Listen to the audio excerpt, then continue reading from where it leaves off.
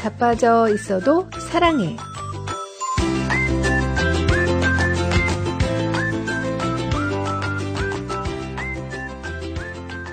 안녕하세요. 미주 복음방송 자빠져 있어도 사랑해. 저희는 제임스 장, 크리스틴 장입니다. 제임스님은 주변에 성실한 사람 하면 딱 떠오르는 누군가 있으신가요? 예, 있어요. 오, 누구시죠? 그래요? 예. 우선 뭐 크리스틴 장님은 뭐 아니고. 약간 성실하고는 좀 거리가 있고요. 아니, 뭔 소리예요? 왜 시작부터 성실하면 딱 떠오를 정도까지는 아니죠. 사실 원래 좀 작가는 좀 번득이는 게 있는 거지, 좀 성실한 스타일은 아니잖아요. 네, 1순위는 아니라는 말씀이시고. 근데 이런 분하고 뭔가 약속을 하면 절대 걱정을 안 합니다. 네. 일단 시간 약속 뭐 아주 칼같고요. 네. 언제까지 뭘 해오자. 네. 그러면 뭐 정확히 지키시는. 그런 누구시죠? 분들 있죠. 있습니다. 네, 주변에, 네, 저도 그런 분들, 예, 주변에 이 지구를 지키는 분들 있잖아요. 맞아요. 예. 찰석같이 자신이 한 약속을 지키고. 맞아요. 예. 예. 어쨌든 그걸 그 자리에 충실하신 분들. 잘하냐 못하냐는 그다음 문제지만 네. 일단 맡기면 어쨌든 해내시는 분들이 네, 있는 거죠. 믿을 만한 분들. 맞아요. 예. 보통 성실하다고 하는 것은 미덕이잖아요. 그럼요. 누군가에게 성실하다라고 평가를 할 때 그것이 거의 좋은 의미로 쓰이고 뭐 단점인 경우는 없죠. 하지만 그렇게 성실하게 평생을 살아왔지만 내가 잘 살아온 것일까 하는 회의가 드는 경우도 있는데요. 오늘 그런 분의 사연을 하나 소개해드리겠습니다. 성실하면 어느 정도는 보상을 받는다고들 하지만 제 삶은 그렇지 않았습니다. 직장에서 큰 성과를 낸 적도 없고 월급은 늘 빠듯했습니다. 남들처럼 집을 사거나 여유 있는 삶을 누리는 것은 꿈처럼 느껴집니다. 나이도 어느덧 들어가는데 여전히 경제적으로 불안정하고 미래가 막막하죠. 저는 제 인생이 실패했다는 생각이 들 때가 있습니다. 성실하게 살았던 것이 무슨 의미가 있었을까? 하나님은 왜 제 삶을 이렇게 이끄시는 걸까? 이런 질문들이 마음에 쌓여갑니다. 가끔은 억울한 마음도 듭니다. 누군가는 무책임하게 살고도 잘 살고 누군가는 요령 있게 움직여서 금방 나아지는 걸 보면서 나는 뭐가 잘못된 걸까? 라는 생각을 떨치기가 어렵습니다. 저는 하나님을 믿습니다. 하지만 믿음이 있다고 해서 이 고민이 사라지는 건 아니더라고요. 가난한 현실 앞에 제 마음이 자꾸 작아지고 흔들립니다. 저는 이제 어떻게 살아가야 할까요? 성실하게 살아온 지난 날들이 정말 의미가 있었던 걸까요? 앞으로도 이렇게 살아도 괜찮을까요? 네, 이분의 말씀에 공감이 많이 됩니다. 좋으신 분 같은데 이렇게 본인이 또 성실하게 살면 보상이 온다는 말을 믿고 정말 그렇게 살아왔는데 이제 나이 들어서 돌아보니까 내가 뭐 했지? 성과도 없는 것 같고 맞아요. 생활은 늘 빠듯하고 나보다 성실하지 않았던 남들은 다 잘 사는 것 같고 사실 또 비교가 되니까 그러니까요. 또 그런 마음 더 들죠. 네. 저 사람은 뭐 그렇게 열심히 사는 것 같지도 않은데 네. 항상 또 부모 잘 만나도 잘 살기도 하고. 그렇죠. 그죠? 예, 뭔가 또 운이 좋은 것 같기도 맞아요. 하고. 예. 참 그런 억울한 마음도 들 것 같은데 나는 열심히 했는데 왜 나는 안 되지? 왜 저 사람들은 저렇게 쉽게 하는 것 같지? 나도 모르게 비교하게 되고 그러다 보면 자기 자신을 너무 깊게 깎아내리게 되기도 하고요. 네. 요새 또 그런 또 시대가 바뀌었잖아요. 우리의 아버지, 할아버지 세대만 해도 정말 성실하면 또 나는 최소한 굶어 죽지 않고 예, 맞아요. 네, 자식도 공부시킬 수 있고 그렇죠. 차근차근 모아서 집도 사고 이제 그런 세대가 됐는데 맞아요. 뭐든 열심히만 하면 그래도 살 수는 있었는데 젊은이들은 그貧富차이가 너무 심해져서 젊은 나이에 또 IT 쪽으로 해서 버는 사람들은 엄청 벌고 맞아요. 예, 주식이다 코인이나 해서 또 투자해서 뭐 생각지도 못한 돈을 뭐 쌓아놓고 사는 사람도 있는가 하면은 또 정말 돈 없어서 결혼도 못하고 또 뭐 아이 낳을 생각도 못하고. 맞아요. 예, 그렇게 해서 좀 독거하는 청년들도 있고 말이죠. 예, 이렇게 세대가 바뀌다 보니까, 진짜 성실한 게 미덕일까? 성실하게 살면 잘 산다는 말은 옛날 얘기 아닐까? 그런 생각 들 법도 해요. 그 상대적인 빈곤감이 네. 또 오고 정말 그런 마음 들 것 같아요. 나는 도대체 뭐 하고 살았나? 네. 그죠? 이게 내가 살았던 게 답인가? 네. 그것도 한탕주의라고 해서 그렇게 해서 또 한탕으로 또 큰 막 돈을 주변에 뭐 버니까. 물론 이제 실패한 사람이 훨씬 많겠지만 네, 근데 실패한 가끔씩 사람은 이제 별로 말을 안 하니까 그럼요. 눈에 안 띄고. 아무튼 맞아요. 그런 자괴감이 충분히 들 수 있는데요. 이런 생각이 우리를 압도할 때 우리가 또 생각해야 될 것은 우리 그리스도인이 어디서 그 관점을 얻어야 될까? 뭐 말씀이죠. 네, 성경에서 뭐라고 말씀하고 있는지 알아보는 것이 너무 중요할 텐데요. 사무엘상 16장 7절 말씀, 여호와께서 사무엘에게 이르시되 그의 용모와 키를 보지 말라. 내가 이미 그를 버렸노라. 내가 보는 것은 사람과 같지 아니하니 사람은 외모를 보거니와 나 여호와는 중심을 보느니라 하시더라. 네, 하나님은 결과보다는 마음의 방향을 보시는 분이라고 하십니다. 우리는 늘 성과, 속도, 눈에 보이는 진전을 기준으로 자기 삶을 평가하기 쉽죠. 하지만 하나님은 처음부터 사람을 그렇게 보지 않으셨습니다. 좀 위안이 되는데요. 네, 근데 진짜 우리가 항상 뭐 결과를 기준으로 생각하잖아요. 네, 예, 그렇죠. 예. 그래서 뭐 다른 사람을 봤을 때 그래서 그 사람이 이뤄놓은 게 뭔지, 맞아요. 예, 그 사람이 어떻게 살았는지가 중요한 게 아니라 그래서 결국 뭘 했냐 이걸 맞아요. 가지고 그리고 우리가 다 그런 걸로 따지잖아요. 평가를 하잖아요. 그렇죠. 사람들을 저 사람은 뭐 어느 사이즈 집에 살고 어디까지 배웠고 네, 또 뭐 아이들은 또 어디까지 잘 자랐고. 맞아요. 또 막 별의별 학력, 경력 모든 것들이 다 사실은 비교되면서 평가되고 막 이러기 때문에 더 인간의 눈으로 상대적인 그 박탈감이 더 느껴지는데 네. 비교가 되니까. 근데 네. 하나님은 그런 성과로 보시지 않는다는 거잖아요. 그렇죠. 아예 그렇게 만들진 않은 거죠. 그렇죠. 하나님 우리 만들 때 성과를 보려고 만드신 게 아니라는 거죠. 네. 하나님 보시는 열매는 우리가 생각하는 결과물이 아닙니다. 내가 얼마나 빨리 성공했는가, 또 얼마나 큰 성취를 가지고 있는가. 이건 하나님의 기준이 아니라 인간의 기준이라는 거죠. 네. 하나님은 훨씬 다른 걸 보시는데요. 너는 어떤 마음으로 걸었니? 너는 어떤 방향을 향해 하루를 살았니? 누가 보든 말든 너가 성실하려고 애쓰는 마음이 있었니? 하고 우리 마음의 중심을 보신다는 거죠. 네. 인간은 눈에 보이는 것 위주로 네. 그 판단을 하고 하나님은 눈에 안 보이는 걸 가지고 판단하신다는 거 아니에요? 그렇죠. 그렇죠. 우리 마음의 중심은 기준이 다른 거죠, 인간은 기준이. 못 보잖아요. 근데 이제 세상에 살다 보면 그럼 우리가 하나님 믿는다고 하면서도 그 기준이 하나님의 기준이 아니라 자꾸 세상의 기준으로 나를 평가하게 되잖아요. 그렇죠. 아무래도 이렇게 세상에 살아가다 보면 이제 하나님의 세미한 음성을 자꾸 놓치고 이렇게 눈에 보이는 다른 사람들의 성과나 결과 또 엄청 요새 얼마나 떠벌리는 세대예요. 맞아요. 뭐 SNS다, 뭐 TV에서도 다 잘 나가는 사람들 나와서 또 막 엄청 또 한 수 가리키려고 해요. 그렇죠. 예쁜 사람들은 내가 어떻게 해서 예뻐졌나, 돈 번 사람들은 내가 어떻게 해서 돈 많이 벌었나, 뭐 자식 잘 키운 사람들은 내가 애들 어떻게 해서 뭐 어느 대학교 어떻게 보냈나 이렇게 다 자랑질을 해대니까 거기 부족한 사람들을 보면서 난 뭐 했지? 나 망했나 봐. 그렇게 그렇죠. 생각하는 또 그대로 거죠. 따라한다고 다 되는 것도 아니잖아요. 아니죠. 그리고 그 사람이 자기 뭐 잘난 척 한다고 할 때 그 부분은 잘했을지도 모르죠. 예. 예. 그렇지만 숨겨진 이야기를 우리가 어떻게 다 알겠습니까? 맞아요. 그리고 제가 요새 뭐 다큐멘터리나 뭐 그런 유튜브 그런 거 보면요. 또 이렇게 뒷얘기들을 해주는 사람들 보면요. 네. 막 그 유명한 사람, 또 성공한 사람, 그 잘난 척 하는 사람 뒤에 그 또 막, 또 뭐 어두운 얘기들. 그죠. 겉으로는 화려해 보이지만 예. 그 뒤는 또 엉망진창일 수도 있잖아요. 네, 나 저 사람보다 내가 이렇게 성공한 사람들 하고 비교해보면 그냥 평범하고 아무것도 아닌 내가 낫다고 하는 그런 경우들도 생기더라고요. 예. 그래서 하나님이 보시는 열매는 바로 이 방향, 그리고 마음의 태도예요. 잠언 21장 2절 말씀입니다. 사람의 행위가 자기 보기에는 모두 정직하여도 여호와는 마음을 감찰하시느니라.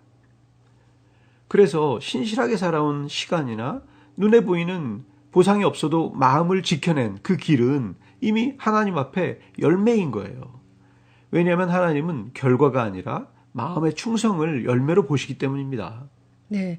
이 말씀 너무 좋은데요. 왜냐면 우리가 열매라고 하면 보통 열매다. 그러면 어떤 눈에 보이는 나타나는 결과, 그 인간의 시각이고 하나님은 너의 마음의 중심이 나를 향해 있었냐? 네. 그렇죠? 하나님을 향해 있었냐? 하나님하고 연결됐냐? 하나님하고 친밀했냐? 이걸 보신다는 거 아니에요? 이걸 열매로 생각해 주시고. 맞아요.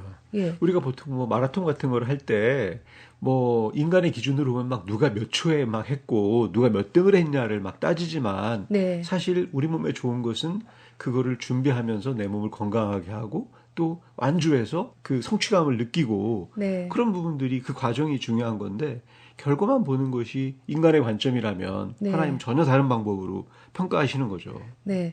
우리가 보통 이제 운동을 하거나 영어 공부를 하거나 뭐 이제 새로운 걸 배울 때 시간이 오래 걸리면서 빨리빨리 늘지 않는 것들이 있잖아요. 네. 네. 그래서 제가 영어 공부를 낑낑거리고 하고 있는데 우리 아들이 오더니 엄마 무슨 공부하냐고 이렇게 뭐 물어보더라고요. 그래서 이제 나 요거 내가 요새 배운 단어인데 하고 이렇게 보여주고 네. 제가 아들한테 그런 얘기 했어요. 엄마는 목표가 열심히 하는데 그 못하는 사람이 되는 게 목표야. 그랬더니 아들이 그게 무슨 말이냐 그러더라고요. 그래서 아니 열심히 하는데 내가 열심히 하고 뭐 잘해서 금방금방 잘하는 거는 누구든지 오래 할 수 있잖아요. 네. 근데 저는 성과가 나타나지 않고 못해도 끝까지 하는 게 목표거든요. 그래도 뭐 예. 못하는 사람이 되는 게 목표가 될 필요는 없잖아요. 그렇게 생각하면 네. 좀 조바심 내지 않고 네. 끝까지 마음의 여유를 좀 내 가질 수 잘해야 있고. 되겠다고 생각하면 또 이렇게 못하는데 뭐 끝까지 해 이럴 수 있잖아요. 근데 네. 난 못하는 게 목표니까 끝까지 하면 돼. 그리고 이미 달성한 거야. 그렇게 생각하면 또 할 수 있겠더라고요. 그것도 좋네요. 네. 또 이제 하나님은 우리의 그 성실함을 있잖아요. 하나님의 성품을 닮아가는 과정으로 보십니다. 하나님의 성품을 한마디로 표현하면 한결같음, 성실함, 변함 없음이잖아요. 그렇죠. 언제나 한결같으신 그렇죠. 하나님. 예. 예레미야 애가 3장 22절에서 23절 말씀 여호와의 인자와 긍휼이 무궁하심으로 우리가 진멸되지 아니함이니이다. 이것들이 아침마다 새로우니 주의 성실하심이 크시도소이다. 네. 우리가 그 성실하고 진실하고 열심히 사는 그것을 하나님을 닮아가는 과정으로 봐주신다는 거죠. 네. 예. 그렇기 때문에 그것이 그냥 의미 없는 것이 아니라 그 과정 중에 우리가 정말 너무 좋으신 하나님의 성품을 닮아가는 거니까 의미가 없을 수가 없죠. 그렇네요. 우리가 제자 된다는 게 결국은 하나님을 닮아가는 거잖아요. 그렇죠. 그러면 그 중에 정말 하나님이 우리가 살고 있는 이 세상이 다가 아니니까 결국 이거의 기준에 휘둘리면서 너무 조급하게 생각할 것이 아니라 그냥 꾸준하게 한결같고 성실하고 변함없이 하나님 향해서 걷는 것, 그렇죠. 제자의 길을 가는 것, 이게 하나님이 원하시는 거고 우리가 가야 할 길이라면 예. 굳이 세상의 또 조건들은 또 때 되면 바뀌잖아요. 그렇죠. 굳이 예. 그런 것들에 변하는 것에 휘둘릴 필요가 없다는 얘기죠. 네. 그냥 하나님의 성품, 우리가 성품이나 성격은 어떤 형성되는 시간이 오래 걸리잖아요. 네, 맞아요. 예, 갑자기 하루 만에 뭐 로또 맞아가지고 될 수가 성격이 없죠. 갑자기 온유해질 수는 없잖아요. 그래서 그만큼 시간이 필요한 건데 하나님은 그 시간을 우리가 성숙해지는 그런 과정, 예, 그것을 열매로서 평가를 해주신다는 거죠. 그래서 우리가 항상 하나님과 가까이 하는 삶을 살아야겠습니다. 네. 그럼 여기서 찬송 한 곡 듣고 돌아오겠습니다. 새 찬송가 338장입니다. 내 주를 가까이 하게 함은.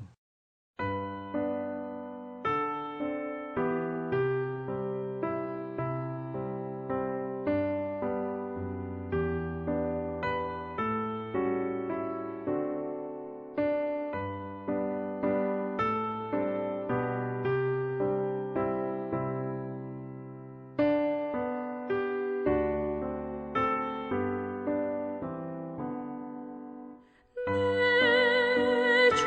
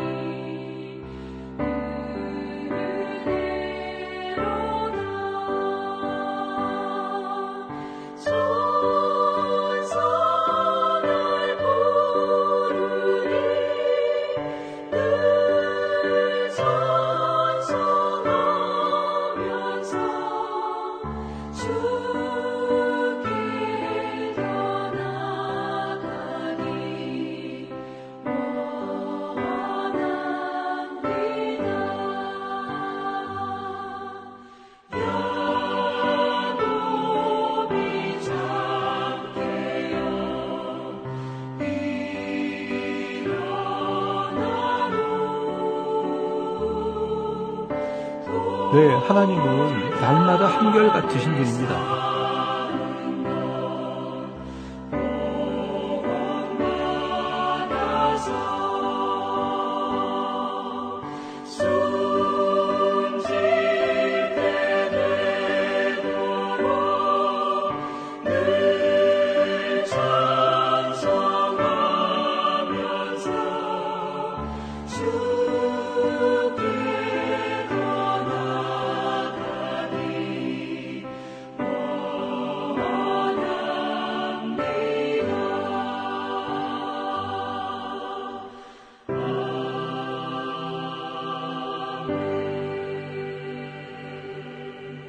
하나님을 닮아가는 것을 하나님이 정말 원하고 계신데요. 우리가 그렇게 성실하게 선택하는 순간들, 정직함, 꾸준함, 또 포기하지 않는 것, 책임감, 이 모든 것은 하나님의 성품을 배워가는 과정인 거죠. 네, 하나님은 이 닮아가는 과정을 완성된 결과만큼이나 귀한 열매로 보시는데요.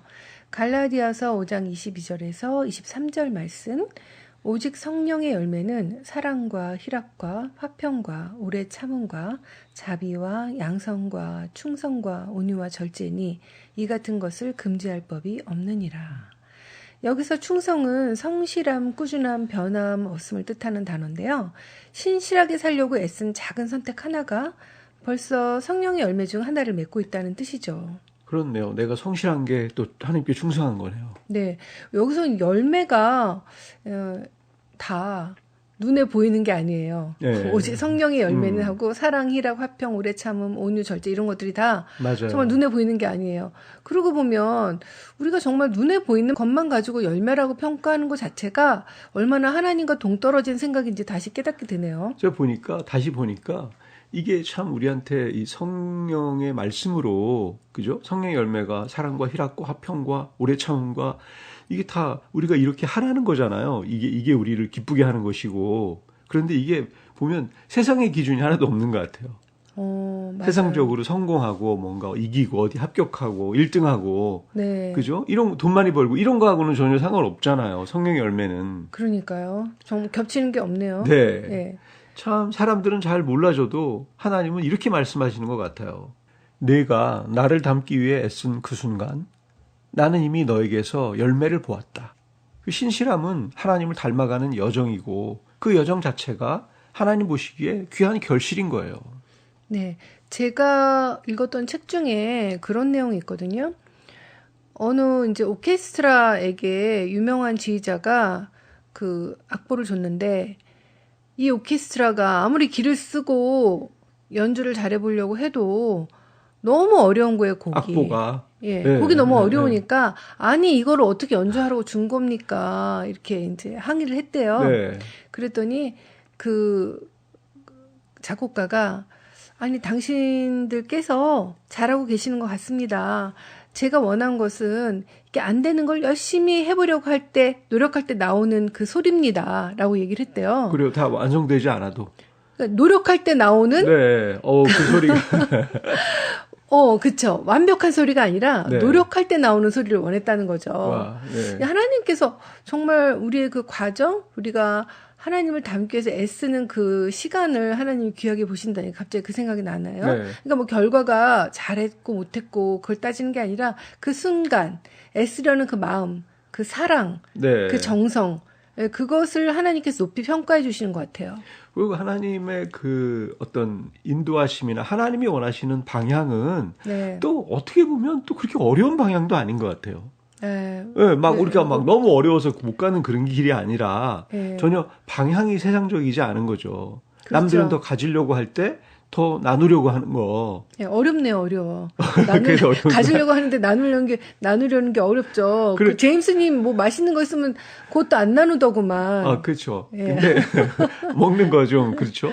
예. 근데 어쨌든 그런 것도 뭔가 내가 방향을 좀 달리 생각하면 네. 그렇죠. 이게 뭐 그렇게 할 수도 있을 것 같아요.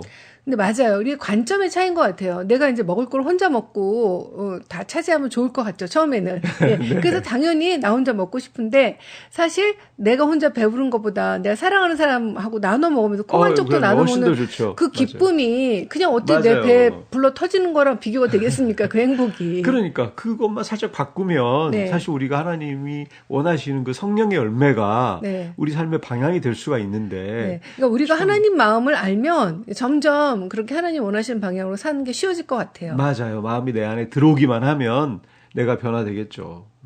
네. 그리고 성경은 성실함을 통해서 하나님이 어떻게 일하시는지를 보여줍니다. 우리가 모든 결과를 스스로 잡으려 하면 하나님이 개입하실 공간이 좁아지죠. 하지만 신실한 삶은 조용하고 느리고 눈에 띄지 않지만 하나님이 가장 깊이 일하시는 시간이기도 합니다. 네, 성경의 이야기를 보면 알 수 있는데요. 요셉은 감옥에서도 신실하게 살았고 또 그 시간 동안 하나님은 다음 단계로 요셉이 애굽의 총리 되는 것을 조용히 준비하고 계신 거죠. 네. 창세기 39장 21절 말씀입니다. 여호와께서 요셉과 함께 하시고 그에게 인자를 더하사 간수장에게 은혜를 받게 하시매. 이렇게 벌써 일단 감옥에 들어가서 죄수가 된 자체가 정말 네. 인간적인 기준으로 보면 엄청난 비극이고 네. 힘듦인데 하나님이 역사하시면 그게 뭔가 다른 계획이 있으신 거 아니에요? 그걸 통해서. 맞아요. 아니, 요셉이 감옥에 또 억울하게 갔잖아요. 자기가 진짜 맞아요. 죄를 지어서 갔으면 덜 억울한데, 맞아요. 억울하게 간 그곳에서 신실하게 사는 게 쉽지 않잖아요. 그럼요. 예. 그냥 얼마나 막 억울하고 분노가 생기고 칼을 갈고 싶겠어요. 근데 그 안에서도 그렇게 인정을 받았다는 거는 맞아요. 정말 세상 기준과는 전혀 다른 스토리가 만들어지는 거잖아요. 맞아요. 또 룻의 이야기도 있죠. 룻은 가나안 속에서도 이삭을 성실히 죽고 시어머니를 잘 섬겼을 때 하나님은 그녀를 다윗의 조상으로 준비하고 계셨죠.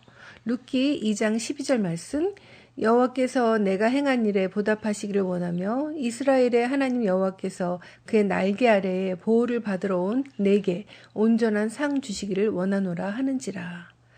네, 룻도 어떻게 생각하면 정말 대책 없는, 맞아요. 먹고 살기도 힘들고, 뭐, 자기 친정 다 떠나서 시어머니 한 분 믿고 왔는데, 시어머니라고 뭐 대책이 있겠습니까? 그렇죠. 네. 그 옛날에 네. 여자 몸으로 뭐 할 수 있는 게 없었죠. 네. 하지만 그 환경 속에서도 성실하게 이삭을 하나를 주우면서 자신의 일을 성실히 감당했을 때, 하나님께서 그녀를 향한 원대한 계획을 실행시키셨던 거죠. 네.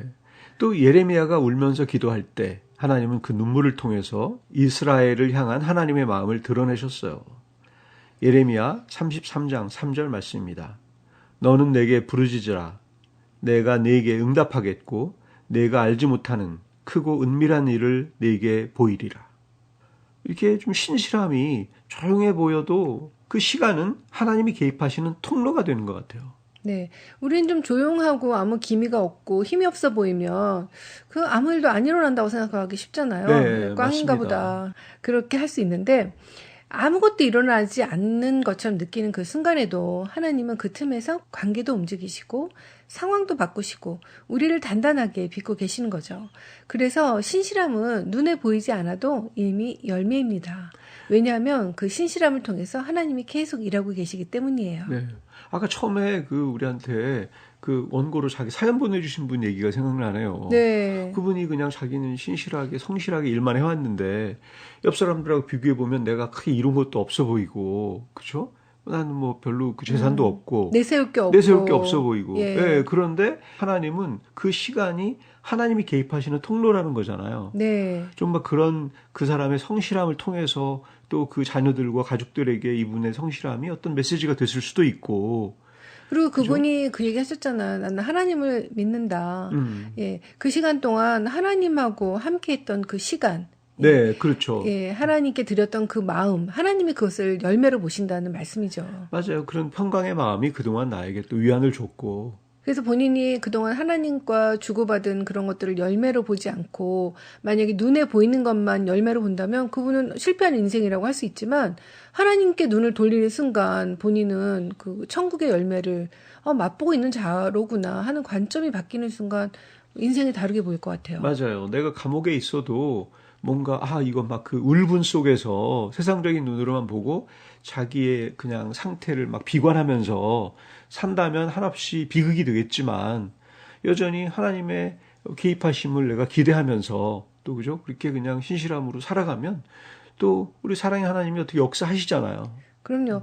사실 인생의 밑바닥, 내가 뭐 이도저도 어떻게 할 수도 없는 곳, 대표적인 감옥이죠. 곳이 감옥이죠. 네, 그럼요. 예. 근데 감옥에서 요셉이 어떻게 했는지를 생각하면 우리가 이 세상 어느 곳에서라도 우리가 성실로 네, 임할 수 있다.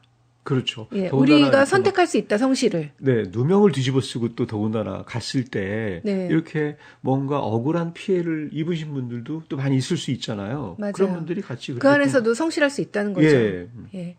우리가 잊기 쉬운 사실이 하나가 있는데요. 아까도 얘기했는데 자꾸 잊어버리는 거. 결과보다 하나님은 우리의 마음의 방향을 보시는 분이라는 것. 그래서 우리가 조용히 묵묵히 성실하게 살아낸 그 길은 사람들이 못 알아줘도 이미 열매가 풍성하다는 것. 예, 그걸 믿는 것이 중요하겠습니다. 어떤 날은 수고가 헛된 것 같고 어떤 날은 마음이 작아지는 것 같고 어떤 날은 억울하기까지 하지만 그런 마음의 파도까지도 하나님은 다 보고 계십니다. 그리고 그 시간 속에서 조용히 깊이 우리를 빚어가고 계시죠. 네, 혹시 오늘도 최선을 다했는데 마음이 가난하고 성실하게 살았는데도 손에 잡히는 게 없는 분들, 여러분의 그 걸음이 하나님께는 이미 귀한 열매라는 사실을 기억하셨으면 좋겠습니다. 네, 그렇게 여러분의 성실함, 그 조용한 신실함을 통해 계속 일하고 계시는 하나님을 기억하는 이번 한 주가 되시길 바라면서 끝곡으로 주희가 부르는 나는 주님께 속한 자 들려드리면서 저희는 물러가겠습니다. 미주 복음방송 자빠져 있어도 사랑해. 다음 주일 오후 1시 반에 또 만나요.